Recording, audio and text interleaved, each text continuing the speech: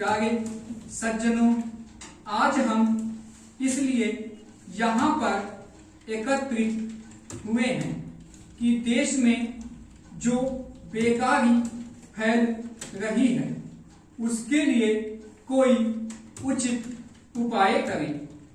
प्रतिवर्ष university, college और स्कूलों से विद्यार्थी पास होकर निकलते हैं, परंतु उनको नौकरियां नहीं मिलती। कारण यह है कि जो शिक्षा उनको दी जाती है वह केवल उनको क्लर्क ही बनाने के लिए होती है। यदि शिक्षा प्रणाली में परिवर्तन किया जाए तो आशा है कि यह बात किसी सीमा तक दूर हो जाए। मैं आपसे निवेदन करता हूं कि आप अपने देश के विद्वानों और धनी पुरुषों की सहायता प्राप्त कीजिए और उनकी सहायता से दस्तकारी आरंभ कीजिए, अर्थात ऐसे काम शुरू कीजिए जिसमें भारतवर्ष के लोग पैसा पैदा करके अपने बाल बच्चों का पालन पोषण कर सकें। मेरे विचार से देश हित के लिए वह अवश्य इस परोपकार में भाग लेंगे। यदि आप प्रण करें और संगठित होकर देश में दस्तकारी आरंभ करें तो संभव है कि देश के बहुत से मनुष्य उद्यम में लग जाएं। मेरी अभिलाषा है कि इस देश में भी अन्य देशों की तरह हर एक वस्तु तैयार होने लगे। मैं अपना व्याख्यान समाप्त करने के पहले श्रीमान सभापति जी, सेक्रेटरी साहब तथा अन्य कार्यकर्ताओं को धन्यवाद देता हूं कि उन्होंने इस संबंध में मुझे आज के उत्सव में व्याख्यान देने की आज्ञा दी। आजकल सारे जगत में लोग दुखित दिखाई पड़ते हैं। व्यापारी हाथ पर हाथ धरे बैठे रहते हैं। पढ़े लिखे लोगों को नौकरी नहीं मिलती। भारतवर्ष में एक ओर से दूसरी ओर तक व्याकुलता फैली हुई है।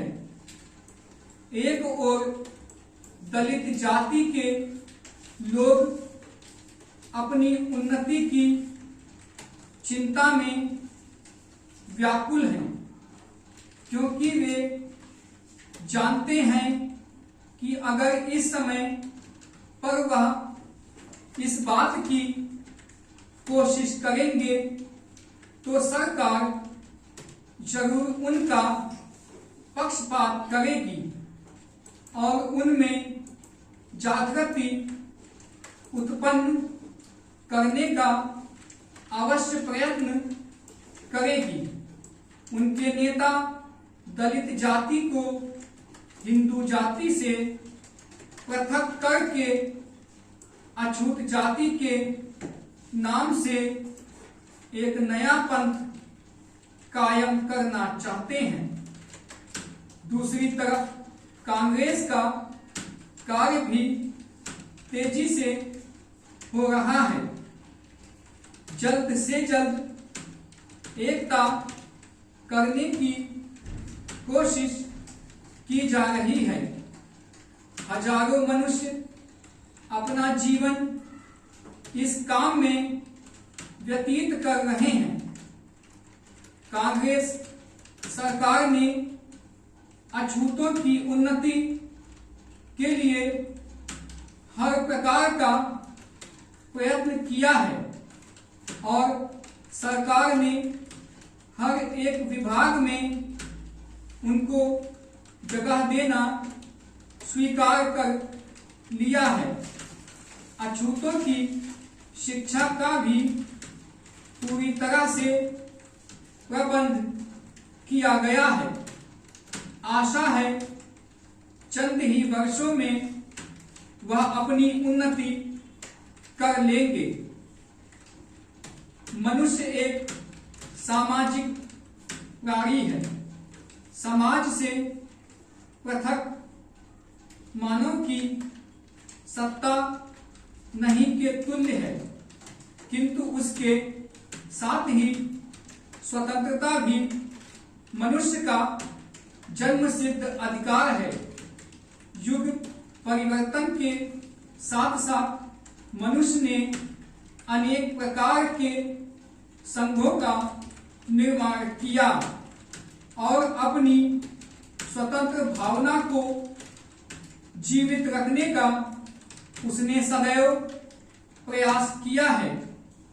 प्रत्येक देश की पराधीन जनता ने अपने ऊपर साम्राज्यशाही के विरुद्ध और स्वतंत्र देशों की जनता ने शासन की निरंकुशता के विरुद्ध तरह तरह की क्रांतियां की है। जनता और सरकार दोनों अभिन्न हैं, इन्हें एक दूसरे से अलग नहीं किया जा सकता। युग की प्रगति ने आज मानव जाति को एक ऐसे किनारे पर लाकर खड़ा किया है जिसके आगे अनिश्चित भविष्य का अथाह सागर उमड़ रहा है। आज प्रत्येक देश अपनी सत्ता को दूसरों पर लादने का असफल प्रयत्न कर रहा है। शक्ति संचय की इस होड़ में बड़े बड़े वैज्ञानिक और नेता संसार की सारी शक्ति को हासिल कर लेने की धुन में हैं, जिससे उनके कार्य में सहूलियत हो जाए। लिहाजा संसार के सभी देशों का एक साथ स्वतंत्र और शक्ति संपन्न संगठन संयुक्त राष्ट्र संघ के नाम से इसी हेतु बनाया गया है।